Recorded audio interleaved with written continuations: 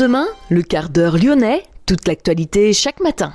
Parce que Lyon demain se dessine aujourd'hui, voici l'essentiel de l'actualité. En ce jeudi, nous sommes le 31 mars. On parlera dans cette édition de la dissolution du groupe antifasciste lyonnais, le GAL. Le passage de Lyon en ville 30 fait réagir jusqu'au candidat à la présidence de la République. La ville de Lyon recherche encore des assesseurs pour ses 304 bureaux de vote pour le scrutin présidentiel. Le père Johannes Riouard, 93 ans, accusé d'agression sexuelle sur des enfants inuits il y a plus de 30 ans. Les autorités canadiennes ont lancé un mandat d'arrêt contre ce prêtre, aujourd'hui vivant à Lyon. Après 2 années très difficiles, l'aéroport Lyon-Saint-Exupéry retrouve des couleurs et poursuit son développement. Nous avons rencontré Tanguy Berthelus, le président du directoire des aéroports de Lyon. Nous l'écouterons dans cette édition. Un centre de formation de la SNCF ultramoderne va ouvrir ses portes dès le mois de mai prochain à Saint-Priest. LDLC annonce la création de sa fondation pour soutenir des causes environnementales et liées à l'éducation. Et puis du foot à la fin de cette édition avec notamment OL Juventus en quart de finale de Ligue des Champions. Les Lyonnaises avaient perdu à l'aller 2-1. Lyon demain, le quart d'heure lyonnais, toute l'actualité chaque matin. Gérald de Bouchon. Bonjour à tous, bienvenue dans ce quart d'heure lyonnais. Le groupe antifasciste lyonnais GAL dissous. Le porte-parole du gouvernement Gabriel Attal a indiqué que ce groupe d'ultra-gauche avait été dissous en Conseil des ministres hier. Un groupe connu pour ses actions violentes, ses appels à la haine et son incitation virulente et incessante à s'en prendre à nos forces de l'ordre, a détaillé Gabriel Attal. Les antifascistes lyonnais vont se tourner vers la justice. Ils promettent de porter l'affaire jusqu'au Conseil d'État. Les antifascistes promettent d'être en tout cas encore présents dans les prochaines manifestations. Le passage de Lyon en ville 30 fait réagir jusqu'au candidat à la présidence de la République, en particulier Éric Zemmour, qui a dénoncé sur Twitter l'absurdité verte et a promis le retour à 50 dans toutes les villes s'il est élu. Pour protéger les Français de la haine anti-automobiliste, des maires socialistes et Europe Écologie Les Verts. Fin de citation. Mais la réponse de Grégory Doucet a été immédiate et cinglante. Votre ignorance et votre cynisme confèrent à l'indignité, lui répond le maire de Lyon. Le sujet de la ville 30, c'est la sécurité routière. Le risque de décès d'un piéton heurté à 50 km/h est de 80%. À 30 km/h, il est de 10%, rappelle l'élu écologiste. Cécile Dindar, secrétaire générale de la préfecture du Rhône et préfète déléguée pour l'égalité des chances, a été promue préfète de l'Aube. Sa remplaçante sera Vanina Nicoli, l'actuelle sous-préfète du Havre. Les personnes positives au Covid-19 au moment du premier ou du second tour de la présidentielle pourront tout de même voter si elles portent un masque. C'est le gouvernement qui l'a annoncé hier alors que les contaminations au Covid-19 repartent à la hausse. Pour rappel, le premier tour se déroule le 10 avril et le second est programmé le dimanche 24 avril. La ville de Lyon recherche encore des assesseurs pour ses 304 bureaux de vote. Pour devenir assesseur, il faut obligatoirement être électeur ou électrice à Lyon. Les assesseurs ont pour principale mission de faire signer les listes d'émargement, de coller les timbres sur les cartes électorales ou de soutenir le président au moment du contrôle d'identité. Attention, ils sont également présents lors du dépouillement, donc parfois jusque tard dans la soirée. Les bureaux de vote ferment traditionnellement à 20h dans les grandes villes. Les autorités canadiennes ont lancé un mandat d'arrêt contre un prêtre français résidant à Lyon et accusé d'agression sexuelle. Le père Johannes Riouard, 93 ans, est accusé d'agression sexuelle sur des enfants inuits il y a plus de 30 ans. Il a passé environ 30 ans dans le Grand Nord canadien, mais il réside aujourd'hui à Lyon depuis 1993. Le nonagénaire a clamé son innocence à plusieurs reprises. Depuis le sommet de la Tour Oxygène, Lyon rayonne à Paris, Marseille, Toulouse, Londres, Dakar, Montréal, Kuala Lumpur avec Lyon demain. L'aéroport Lyon-Saint-Exupéry retrouve des couleurs. Le trafic avait chuté de 70% en 2020 suite au premier confinement. En 2021, il rebondit de 27%. Et même si on reste loin de l'année record de 2019 avec près de 12 millions de passagers, la plateforme lyonnaise peut espérer un retour à la normale dans un délai qui reste malgré tout incertain. Pour autant, Lyon-Saint-Ex poursuit son développement avec des travaux, des innovations et une volonté toujours plus affirmée de réconcilier l'avion et la nature.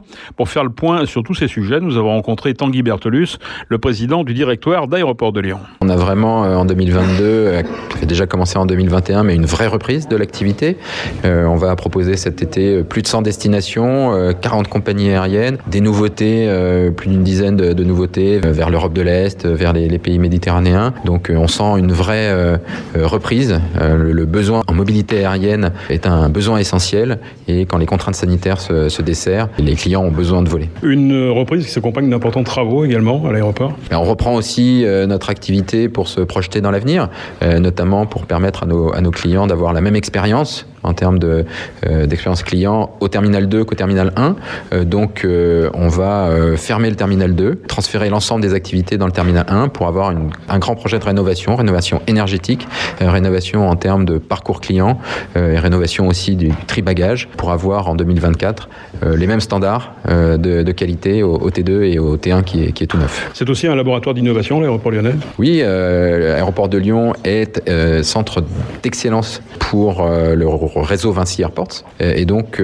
on développe, on teste, on expérimente des nouveaux services. Alors, il y a le service Mona, le service de parcours biométrique qui permet de garder les mains dans les poches sur tout parcours dans l'aéroport. Et puis, c'est d'autres expérimentations comme la vitre connectée, comme le Smart Welcome qui permet, en flashant un QR code, d'avoir toutes les informations ou d'être mis en contact avec des personnels d'aéroport de Lyon. Donc, c'est beaucoup d'expérimentations pour améliorer l'expérience client par le biais de l'innovation. On oppose souvent l'avion et l'environnement. Quels sont les efforts que vous faites sur ce plan-là ? Je crois que vous avez un objectif pour 2026 notamment. L'environnement est évidemment un enjeu fondamental de l'ensemble du transport aérien et Vinci Airports a une ambition très forte pour l'ensemble de ces aéroports. Et à Lyon, on va être en 2026 le premier aéroport régional français à avoir atteint un objectif de 0 émission nette. Ça veut dire que sur nos activités au sol, on aura complètement décarboné notre activité. Alors ça passe par le biais de l'énergie verte, l'électricité verte, des panneaux photovoltaïques, de changement de flotte de véhicules, le changement de l'ensemble de nos éclairages en LED. Enfin, voilà.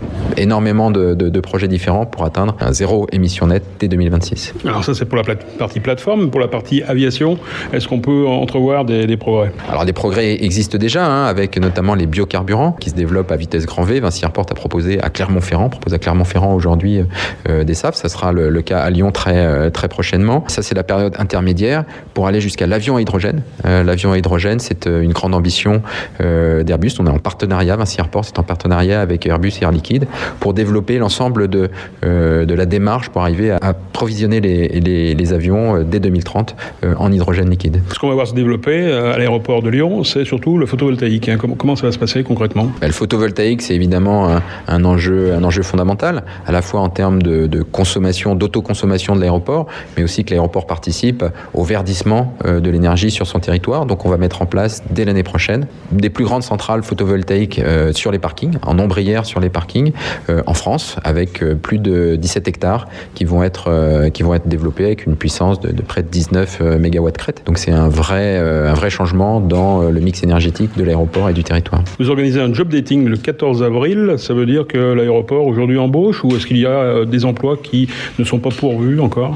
La reprise de l'activité implique la reprise aussi des recrutements. Et aujourd'hui, les entreprises de la plateforme ont plutôt du mal à recruter dans les métiers de service, dans les métiers de la sécurité, dans les métiers notamment du cargo. Et donc, Aéroport de Lyon se mobilise pour mettre en relation les entreprises du site et les demandeurs d'emploi en organisant, vous l'avez dit, notamment un job dating le 14 avril à Meyzieux, un prochain au Groupama Stadium, dans le cadre de Lyon Aéro Emploi, c'est notre ambition pour participer au développement économique du territoire. Et qu'est-ce qu'on peut trouver comme emploi concrètement ?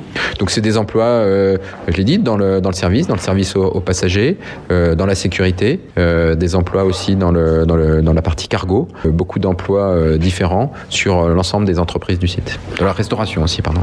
C'est une enclave, l'aéroport, mais c'est une enclave qui est poreuse, où vous essayez d'entretenir les relations avec les riverains. Comment se passe cette passerelle ? Alors, c'est plus qu'entretenir des relations, c'est être vraiment en symbiose l'aéroport et son territoire. Donc l'aéroport propose beaucoup de services, notamment des services à destination des riverains. On a par exemple un centre médical qui accueille plus de 5000 riverains par an, puisqu'il est ouvert 24 heures sur 24, 7 jours sur 7.